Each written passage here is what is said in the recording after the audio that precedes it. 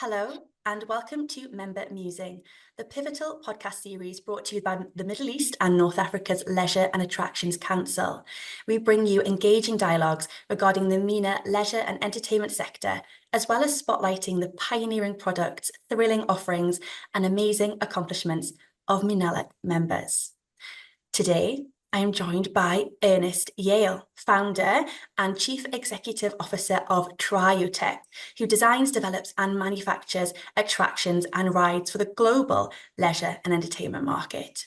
Ernest, a warm welcome to you, all the way from Montreal. It's great to have you on the podcast. Thank you, Brooke. Thank you for welcoming me, and always exciting to talk to our customers. And from Menalac, I've been going to first in Dubai since 2005, 2006, and recently doing a lot of things in Saudi. So very exciting region for Triotech, very important region for us. And I'm excited to pick your brain about your work in the region and your thoughts on the growth in this region as well. But I'm excited to talk to you as a person, Ernest, because Triotech has been given the nickname of rebels of the industry. And I want to delve a bit deeper into that. So can you tell me what you think has earned you this nickname, whilst you take me through the evolution of Triotech since its founding in 1999? Yes. So this year is going to be our 25th anniversary in November, actually. So yeah, who told you that we're rebels? I mean, yeah, I think we had competitors once called us the pirates or rebels, which I think is a compliment. I remember when I read the story, the first days of Apple, they had like a pirate flag. And I think, look, we're a bunch of nerds. You know, I'm a software engineer. I've been playing with games, and I've been coding actually since the age of 12. I've been starting to code my own games when I was 12 years old. So we've always been constantly playing with new technologies, always trying to change things. You know, I've always traveled to the CES show, try the new technologies. So I guess, we don't like the status quo, and we like things to evolve. We like new things, we like to see how can we bring these attractions to the next level? How can we make them exciting for customers? So maybe that's where it comes from. So do you think you started as a rebel, or perhaps you entered the market in 1999, and over the years the company grew? That's when you felt a bit more confident, and you thought the opportunity was there to stand out from the crowd and be a bit of a disruptor in the market. I was sort of early. I was pre-teen in 1999, so I can only imagine kind of what it was like back then on the global leisure and entertainment market. And I know you sort of began in North America, as you're based in Montreal, and you've grown since then. So can you maybe pinpoint some milestones since your founding? Yeah, oh my God, 1999 it's a different world. We didn't have all these smartphones, internet, and everything. We actually, our first IAPA show was in Atlanta. So that's like 2,000 kilometers from Montreal. We're a small company, so we actually drove there because we couldn't even afford the flight back then. And so it was a completely different world. To me, when I grew up with when video games started, and the Ataris and the arcades, and it was driven a lot by Japanese companies. So I remember, seeing I had a Pac-Man t-shirt here. I remember Namco, Sega, all these companies. So actually, I would never imagine that we could be in that space, compete with these companies. So we just basically developed a very simple arcade game, which was a first-person shooter. We brought it to the show. We had like a 3-meter by 6-meter stand.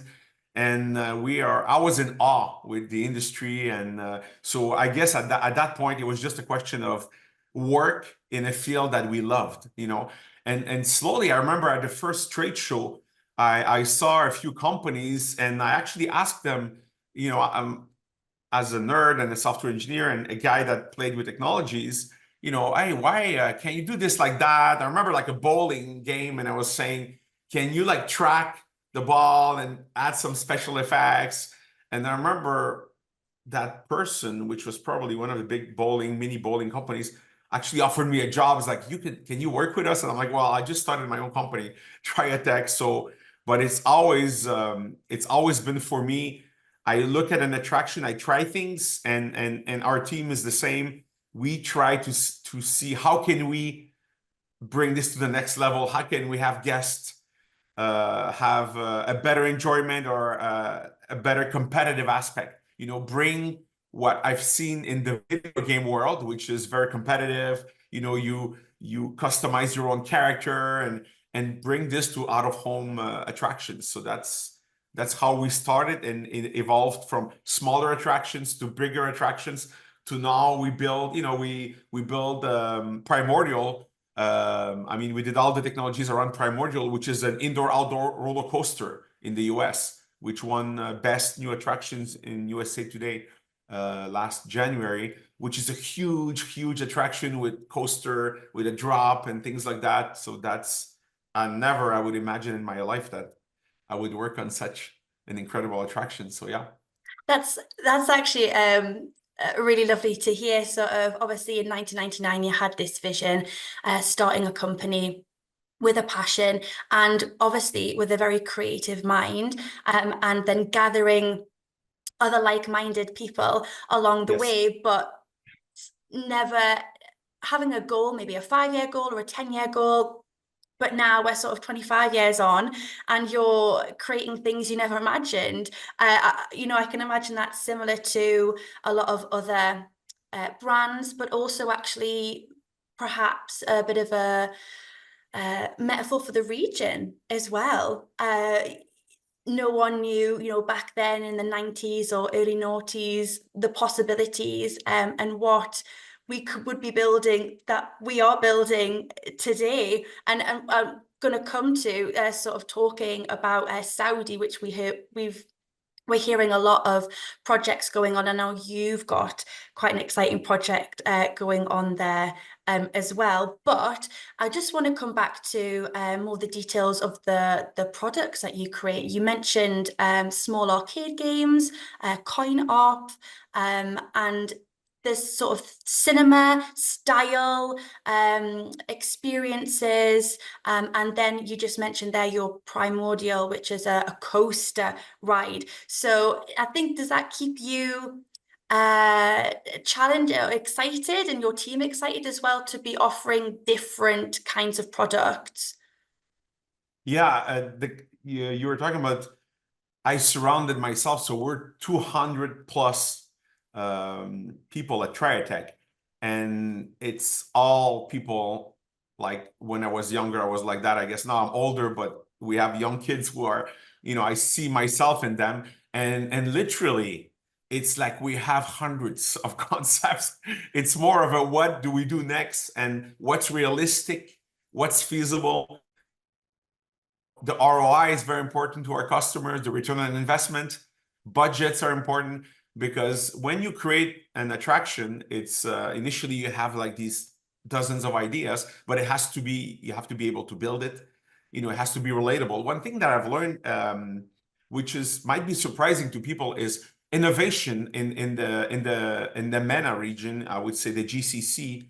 What I like about that region is people are very ambitious. You see always in Dubai with these flying taxis and everything we see. Sometimes we're like, okay, this is in Dubai for sure. I mean, what did they come up with? Like, and what's the last thing they came up with? So that people are very open to say, okay, what if we did this? Some region are like, I want to see it first. Somebody else does it, and we want to try it first. But in the MENA region, I think people are very open to new ideas. So basically, yeah, I was saying that what I'm surprised though, it's an idea, if it's too innovative, if people don't relate to it, we've done some of those, then people are afraid to try it because they don't understand what it is. This is why, coasters or I don't know, bumper cars, dark rides, people know what it is. So what we try to do is get them on a dark ride or roller coaster and try to add a twist to it. If you do an attraction which is too out there, like I remember we did like an interactive floor attraction, And at IAPA, the trade show, everybody loved it. But then when we launched it in the family entertainment centers, people were a bit afraid and embarrassed to try it. They're like, they wouldn't understand it. People like, it's like when you open Netflix, you immediately you go to the type of movies that you like, or sometimes you just watch a classic movie because you know how it's, you just want to relax and you want to have fun, and you don't want to like take a chance to lose 2 hours on something you won't like. So I think it's very similar to that. When people do a coaster, they can do the same coaster every year and they'll always love it because it's something that they recognize. So we have to, as designers, we have to keep that in mind. That I think that's very important, to not to have a right balance between innovation and something that people can relate to. That's very important, and it has to be fun. And I know you're very conscious at Triotech of creating practical realities for your brands. And so it's a little bit what you kind of were saying there. Obviously, there's being unique, there's being innovative and pioneering. And sometimes our creative ideas can, run away from us. And what we might think is a really cool offering, attraction or a ride might work for some operators, but actually for others it might not. And I know you're kind of fully integrated and you work really closely from inception to, customers coming through the doors and trying your attractions for the first time. I know that's important for you to deliver that for the various brands that you work with. Yeah, I spend a lot of time. I try to spend a lot of times. I was on a trip recently to Central Asia. I came back to Dubai. I went out with my good friend Prakash from ASI. We went into a few of the local attractions. We work closely with groups for years now, like Alotame, Al Hokair. Obviously, we work now with the bigger partners like Seven, Kidia, and others. So it's very important to, I've traveled now about 100 countries. So I think it's very important to understand the difference in cultures. For instance, I give you an example, like I love Bollywood movies, and I think they're like in the Middle East, they're all over. I mean, and they're very different than people in the US. They would think, what are these movies are boring or whatever. They're incredible budgets, incredibly fun. I remember we did a ride with a Bollywood movie at one of the parks in Dubai.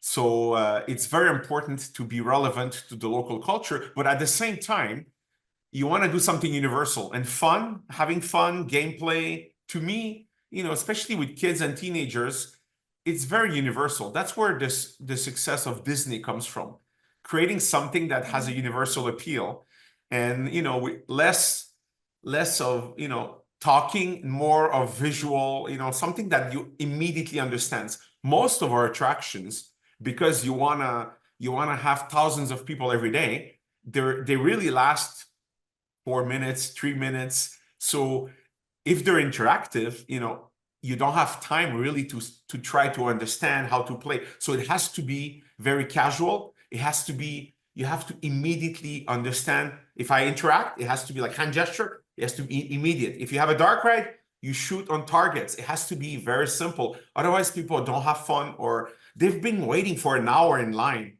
sometimes more. You want to give them a fun experience that's very intensive, but that they'll remember, and they'll come back and they'll tell their friends and they'll post on Instagram or whatever social media they use. So that's very important.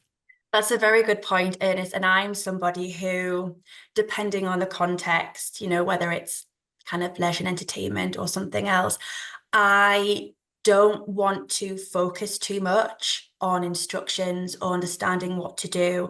I think I'm a relatively intelligent person, so I want to be able to pick something up and, go ahead and do it, be entertained, as I say, whatever the context may be. So that's a really good point. And a perspective, for any manufacturer, designer, and even operator as well, to bear that in mind. Just kind of going back there, Ernest, talking about being relatable, but offering something having a balance between relatability and uniqueness. Yeah. And coming to the region, I've had another guest on the podcast talk about what they would love to see more of in this region, and that being a bit more cultural, and looking at the history and looking at the surroundings and what makes the MENA region unique anyway. Is this something that you would agree with? Is this something that Yeah, you're very much looking so. at in terms of your projects? I know Yeah. you did you've opened a ride in Shanghai, and that is based on the storytelling is about Yes. the history of Shanghai. So I Yes. think that would be very exciting in this region as well. Yeah, actually, I was at I think it was a Menalac conference last year, and I was a guest speaker, and I said, and a lot of people came to me afterwards. I said, look, there's a lot of people here who are from Western countries, who've worked with Disney, Universal, whatever, and they're expats and they're here in the region. And but what we don't want is to create another Disney here. We would love, for instance, I was talking about Saudi. How can we create attractions which are relevant to the Saudi culture and also for tourists like me? If I go, for instance, you're saying Shanghai, or let's say I go in Thailand or in France, I want to live and see and experience the local culture. Recently, I was in Central Asia, in Uzbekistan. I went to Samarkand, Bukhara, and Silk Road. I mean, you don't go there. I mean, you go there to understand the history, the science. They created like observatories like thousands of years ago. It was incredible. Actually, there are some projects now in Uzbekistan about bringing the attractions that feature those that history. So I think it's very important for Saudi, for the UAE. I recently visited the Museum of the Future, which I really liked. So I think bring technology, but make it relevant to your culture. Maybe use a Canadian company like us, but we are here to help you. We are basically giving you tools to create your own attraction, your own experience, so people can experience your history, your stories, and people want that. If I wanted to have a Disney experience, I would go to Orlando. You know what I mean? So this is what I think is coming actually for an attraction like Into the Deep. It's very relevant to the local geography. It's the underwater. I actually am a diver. I'm a scuba diver, and I dove in the Red Sea, actually on the Egyptian side in Hurghada, and it's one of the most beautiful reefs that I've seen. And now they're developing the Saudi side, with Neom and all the Red Sea on that side. So why not have attractions that show that to the world, and hopefully at Triotech we can help our customers, our partners. I call them partners because we develop attractions in partnerships. We basically give them tools, but it's their IP, their creation. We can use foreign IP, but I love projects which are more using cultural icons or the story of a country. I love museums. I love to explore. On my own free time, I've been going to museums for 20 plus years, and I think sometimes museums for kids, especially, they think they're a bit boring, but we're trying, hopefully to bring a bit of make these show the culture in a more dynamic way by developing these attractions. So that's hopefully how I see it like that. Hopefully we can help in that direction. So, Ernest, you've just started talking about your Into the Deep, right? So Yeah. let's see how much you can tell me. You've given me a little bit more than I thought you might. So I'll pick your brain a bit more about it. So Into the Deep is your new project, upcoming project at the Six Flags Qiddiya City in Saudi Yes. Arabia. And so it's described as your largest ever next generation ride. So what's the storytelling behind that? Can you give me a launch date for that, if or a rough idea maybe when we can look forward to seeing it?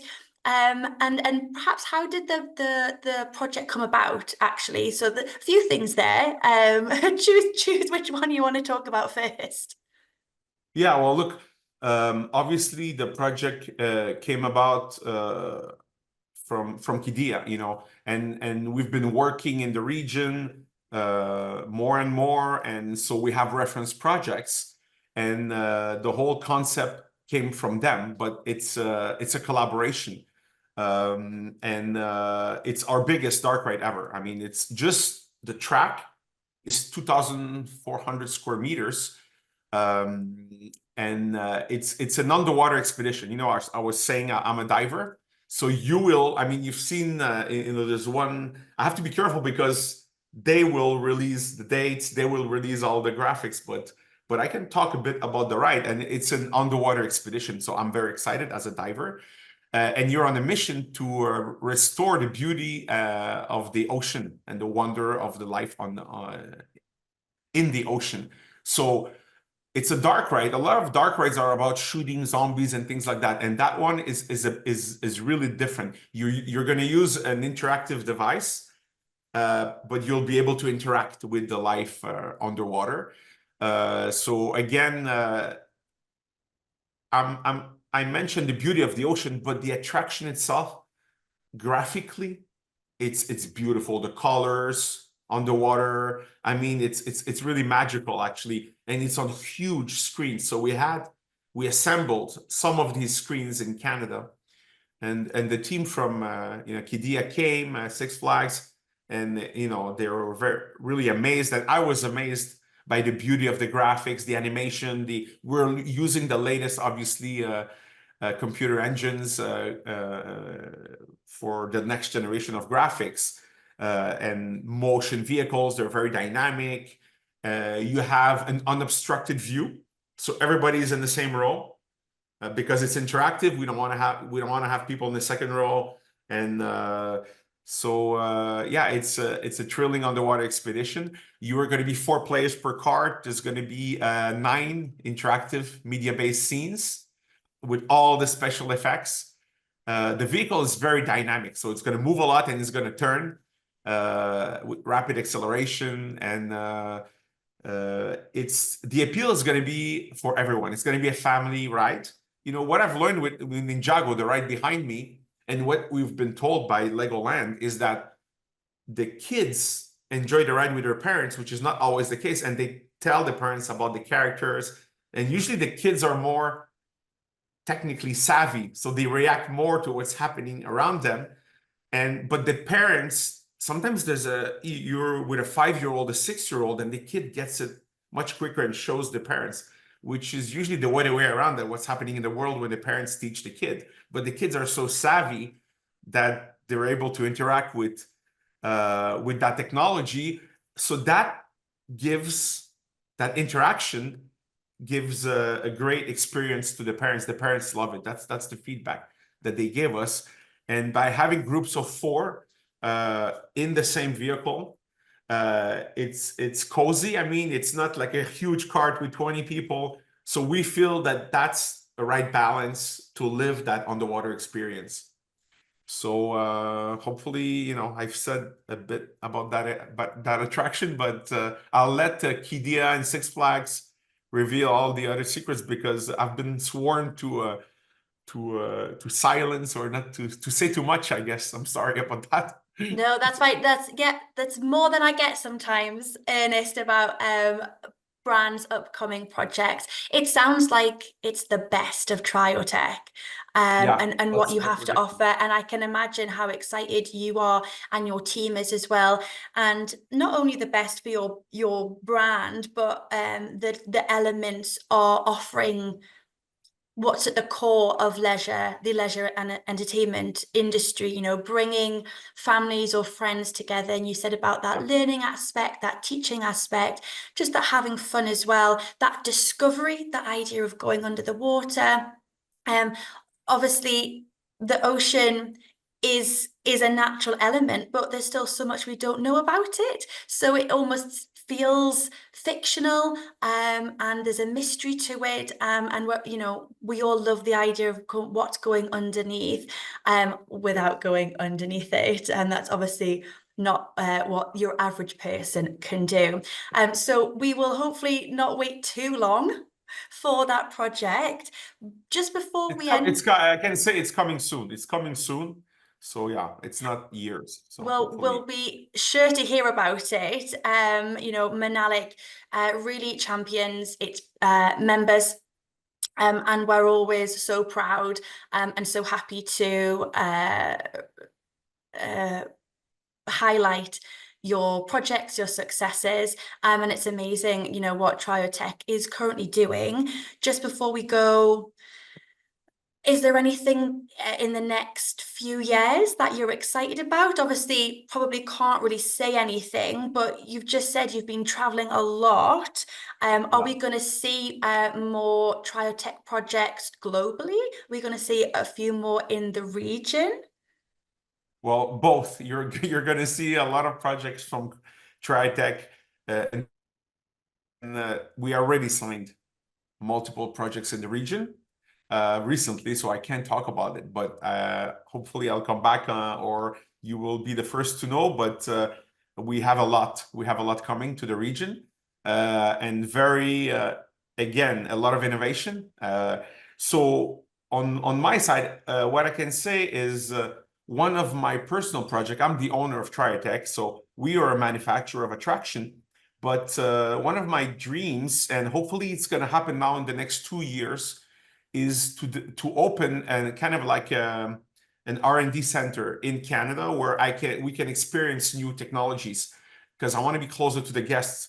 So we will probably own a location in Canada where people can come and experience attractions that are very innovative, and we'll get the guest feedback, and then we'll be able to tweak the attractions. One of my dream, and I can say that today, a lot of young kids, I'm talking about teenagers, dream to work in this industry, work with computers, create games.